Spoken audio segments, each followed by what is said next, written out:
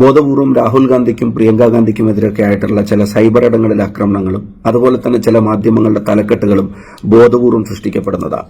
കോൺഗ്രസ് പ്രസ്ഥാനം അതിനകത്തെടുത്ത അതിശക്തമായ നിലപാടിന്റെ ഏറ്റവും വലിയ പ്രചോദനം രാഹുൽ ഗാന്ധി തന്നെയാണെന്നുള്ള കാര്യത്തിന് സംശയം വേണ്ട. പ്രിയപ്പെട്ട മാഡം സോണിയാഗാന്ധിയും മല്ലികാർജ്ജുന ഖാർഗെജിയും ഒക്കെ അക്കാര്യത്തിലെടുത്ത നിലപാട് എന്താണെന്ന് നമുക്ക് എല്ലാവർക്കും അറിയാം. രാഹുൽ ഗാന്ധിയും ഇക്കാര്യത്തിലെടുത്ത പരസ്യമായ നിലപാട് ഇത് ഭരണഘടനയുടെ പ്രശ്നമാണ് എന്നുള്ളതാണ്. ഇതൊരു മതത്തിന്റെ മാത്രം പ്രശ്നമല്ല, ഇത് ഭരണഘടനയുടെ അവകാശങ്ങളുടെ ലംഘനമാണെന്നുള്ള അപ്രോച്ച് തന്നെയാണ് അക്കാര്യത്തിലെടുത്തത്. ഇന്ത്യ മുന്നണിയുടെ യോഗം വിളിച്ച് അതിശക്തമായ ഇക്കാര്യത്തിൽ എടുക്കേണ്ട നിലപാടിനെ സംബന്ധിച്ച് ധാരണയുണ്ടാക്കിയത്, അതുപോലെ തന്നെ വഖഫ് ബില്ല് ചർച്ച ചെയ്യുന്ന ദിവസം രാവിലെ 9:30 മണിക്ക് മുഴുവൻ കോൺഗ്രസ് എംപിമാരുടെയും യോഗം വിളിച്ച് സംസാരിക്കാൻ അവസരം ലഭിച്ച ആളുകൾ അതിശക്തമായി ഭരണഘടനാ അവകാശ ലംഘനങ്ങൾക്കെതിരെ നിലപാടെടുക്കണമെന്നുള്ള നിർദ്ദേശം നൽകിയത്, അതിനുശേഷം അമെന്റ്മെന്റുകൾ ഉൾപ്പെടെയുള്ള കാര്യത്തിൽ ഒരു ചെറിയ ബോഡി ഇന്ത്യ മുന്നണിയിലെ തെരഞ്ഞെടുക്കപ്പെട്ട നേതാക്കന്മാർ കെ.സി. വേണുഗോപാലിന് കൊടുത്ത നിർദ്ദേശപ്രകാരം അവിടെ യോഗം ചെയ്ത് ഏതൊക്കെ വിഷയത്തിൽ അതിശക്തമായ നിലപാടെടുക്കണം എന്നുള്ള ചർച്ച ചെയ്തത്, അവസരം ലഭിച്ചവർ ഓരോരുത്തരും എടുത്ത നിലപാടിന്റെ പിന്നിലൊക്കെ രാഹുൽ ഗാന്ധിയുടെ നേരിട്ടുള്ള ഇടപെടലുകളുണ്ടായിരുന്നു. ബില്ല് കൺസിഡറേഷന് വേണ്ടി കൊണ്ടുവരുമ്പോഴും വോട്ടെടുപ്പിന്റെ സമയത്തും ആഭ്യന്തരമന്ത്രി സഭയിൽ പ്രസംഗിക്കുന്ന സമയത്തും ഒക്കെ രാഹുൽ ഗാന്ധി നേരിട്ട് അവിടെ സഭയിൽ ഹാജരായതുമാണ്. അപ്പൊ സംസാരിക്കേണ്ടത് ആരാണെന്ന് പാർട്ടി തീരുമാനിച്ച് സംസാരിക്കുന്നവർ രാഹുൽ ഗാന്ധിയുടെയും കോൺഗ്രസിന്റെയും സംസാരിച്ചവരുടെയും അവിടെയുള്ള മുഴുവൻ കോൺഗ്രസ് അംഗങ്ങളുടെയും നിലപാട് തന്നെയാണ് അവർ പ്രസംഗിച്ചതെന്ന് നമുക്ക് എല്ലാവർക്കും അറിയാം. പ്രിയങ്ക ഗാന്ധിയുമായി ബന്ധപ്പെട്ട് നിങ്ങൾക്കറിയാം, ബിസിനസ് അഡ്വൈസറി കമ്മിറ്റി യോഗങ്ങൾ നിരവധി ഈ സെഷനുമായിട്ട് ബന്ധപ്പെട്ടും നടന്നിട്ടുണ്ട്. ആ സെഷനിലൊന്നും ഈ ബില്ല് കൊണ്ടുവരുന്നതിന്റെ ഡേറ്റിനെ സംബന്ധിച്ച് ഗവൺമെന്റ് ഒരു വ്യക്തതയും വരുത്തിയിട്ടില്ല. അജണ്ട തന്നെ മുന്നോട്ട് വെക്കുന്നില്ല. കഴിഞ്ഞ പാർലമെന്റ് സമ്മേളനത്തിലും ഇത് വരും എന്നുള്ള പ്രതീതി മാത്രമായിരുന്നു. അവസാനം സഭ തീരാൻ 2 ദിവസം മാത്രം ബാക്കി നിൽക്കെ ഉച്ചക്ക് 1-ാം തീയതി ഉച്ചക്ക് അഡ്വൈസറി കമ്മിറ്റി യോഗം വിളിച്ചിട്ട് നാളെ ബില്ല് കൊണ്ടുവരാണ്, നാളെ 12:15 ബില്ല് കൺസിഡറേഷന് കൊണ്ടുവരികയാണെന്നുള്ളതാണ് അവർ അറിയിച്ചത്. അപ്പം പ്രിയങ്ക ഗാന്ധിക്ക് കുടുംബത്തിലെ ഒരു വളരെ അടുത്തൊരു വ്യക്തിയുടെ ആരോഗ്യ പ്രശ്നവുമായിട്ട് ബന്ധപ്പെട്ട് നേരത്തെ നിശ്ചയിച്ചൊരു യാത്ര നടത്തേണ്ടി വരുന്ന സാഹചര്യം, അത് ഒഴിവാക്കാൻ കഴിയാത്ത ഗുരുതരാവസ്ഥയിൽ അവരായിരുന്നതുകൊണ്ടാണ് അവർക്ക് അവിടെ പോകേണ്ടി വന്നത്. എന്നാൽ നേരത്തെ കൂടിയ BACയുടെ പ്രകാരം ഈ ബില്ല് ഈ സമയം വരുമെന്നുള്ള അറിയിപ്പ് കിട്ടുകയാണെങ്കിൽ അതനുസരിച്ച് നിലപാടെടുക്കാൻ പറ്റുമായിരുന്നു. ഇപ്പൊ പ്രിയങ്ക ഗാന്ധിയുടെ ഉൾപ്പെടെ നിലപാട് തന്നെയാണ് അവിടെ സംസാരിച്ച കോൺഗ്രസ് അംഗങ്ങൾ നടത്തിയത്. അപ്പൊ അതൊക്കെ അറിഞ്ഞിട്ടും ഇത്ര ശക്തമായിട്ട് ഈ സമയത്ത് BJPക്കെതിരായി സംഘപരിവാറിന്റെ അജണ്ടക്കെതിരായിട്ട് കോൺഗ്രസ് നിലപാടെടുക്കുമ്പോൾ അതിൽ പിന്നെയും കുറ്റവും കുറവും കണ്ടെത്താൻ ശ്രമിക്കുന്നവർ എന്ത് ആൾട്ടർനേറ്റീവിന് വേണ്ടിയാണ് ശ്രമിക്കുന്നത്? 21 കേസാണ് രാഹുൽ ഗാന്ധിക്കെതിരെ ഈ രാജ്യത്തുടനീളമുള്ള കോടതികൾ രജിസ്റ്റർ ചെയ്യപ്പെട്ടിരിക്കുന്നത്, സംഘപരിവാറിനെതിരെ സംസാരിച്ചതിന്റെ പേരിൽ മാത്രം. പാർലമെന്റിനകത്ത് പോലും പ്രതിപക്ഷ നേതാവിനെ നിശബ്ദനാക്കാനുള്ള ശ്രമം നടത്തുക, സ്പീക്കർ തന്നെ നേരിട്ട് വന്ന് അദ്ദേഹത്തെ മെൻഷൻ ചെയ്ത് നടത്തിയ കമന്റിന് മറുപടി പറയാൻ സാധാരണ ഒരു പരാമർശം വന്ന ഏത് അംഗത്തിനും അവനവന്റെ ഭാഗം പറയാൻ അവസരം ലഭിക്കുമെന്നിരിക്കെ LOPക്ക് അത് കൊടുക്കാതിരിക്കാൻ വേണ്ടി സഭ അഡ്ജേൺ ചെയ്യുന്നു എന്ന് പറഞ്ഞ് കസേരയിൽ നിന്ന് എഴുന്നേറ്റ് പോകുന്ന സ്പീക്കർ വരെ നമ്മൾ കാണുന്നുണ്ട്. നിങ്ങൾക്കറിയാം, 1:59 വരെ പാർലമെന്റിൽ ഈ വഖഫിന്റെ ബില്ലിന്റെ ചർച്ച നടത്തിയിട്ട് ആ ചർച്ച തീർന്ന് തൊട്ടടുത്ത മിനിറ്റില് മണിപ്പൂരിലെ ബില്ല് രാഷ്ട്രപതി ഭരണമായിട്ട് ബില്ലെടുക്കുക, അത് വിശദമായ ചർച്ച വേണ്ടതല്ലേ, അതിന് മറ്റൊരു സമയം കണ്ടെത്തണമെന്നുള്ള പ്രതിപക്ഷ ആവശ്യത്തെ പോലും അംഗീകരിക്കുന്നില്ല.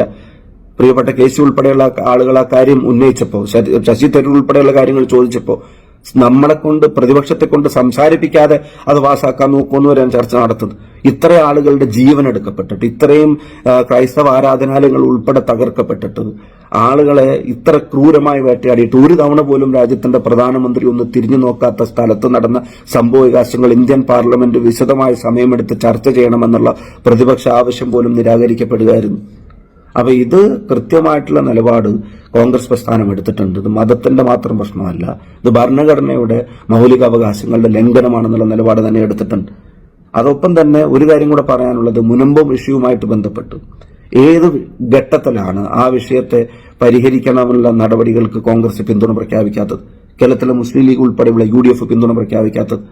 പാർലമെന്റിൽ സംസാരിച്ച ഹൈബി ഈഡനും KC വേണുഗോപാൽ ഉൾപ്പെടെയുള്ള അംഗങ്ങൾ, ഗൌരവ് ഗൊഗോയ് ഉൾപ്പെടെയുള്ള അംഗങ്ങൾ ഈ വിഷയം പരിഹരിക്കപ്പെടണമെന്നുള്ള ആത്മാർത്ഥമായിട്ടുള്ള ആവശ്യം മുന്നോട്ട് വെച്ചത്, പ്രാക്ടിക്കലായി റെട്രോസ്പെക്റ്റീവ് എഫക്ട് വരെയുള്ള കാര്യങ്ങൾക്ക് വ്യക്തത വരുത്തി അവരുടെ റവന്യൂ റൈറ്റ്സ് തിരികെ കൊടുക്കണമെന്ന് ശക്തമായിട്ട് ആവശ്യപ്പെട്ടത്, അതൊക്കെ കോൺഗ്രസ് ഈ ഭരണഘടനാ ലംഘനം നടക്കുന്ന സമയത്തും മുൻപത്തെ ജനങ്ങൾക്ക് വേണ്ടിയുള്ള നിലപാടെടുക്കുന്ന കാര്യത്തിലും കോൺഗ്രസ് ഒരു ഇഞ്ച് പോലും പുറകോട്ട് പോയിട്ടില്ല എന്നുള്ളതാണ്.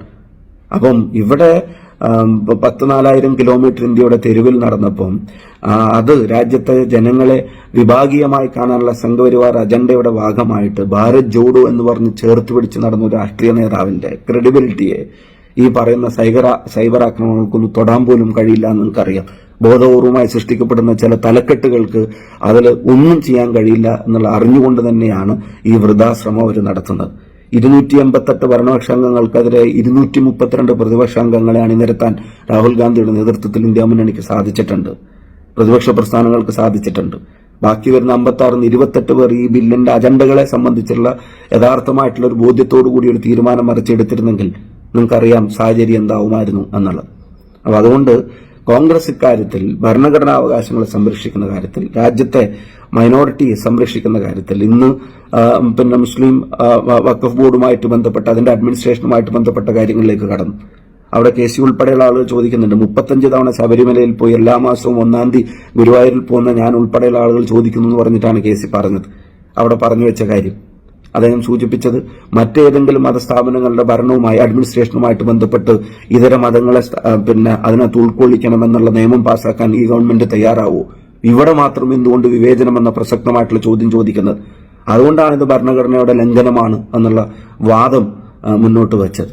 എന്താണെങ്കിലും രാജ്യത്തെ ജനാധിപത്യ മതേതര മൂല്യങ്ങളെ, ഭരണഘടന നൽകുന്ന അവകാശങ്ങളെ സംരക്ഷിക്കുന്ന കാര്യത്തിൽ കോൺഗ്രസ് അതിശക്തമായിട്ടുള്ള നിലപാടുമായി സമൂഹത്തിനൊപ്പം ഉണ്ടായിരിക്കും.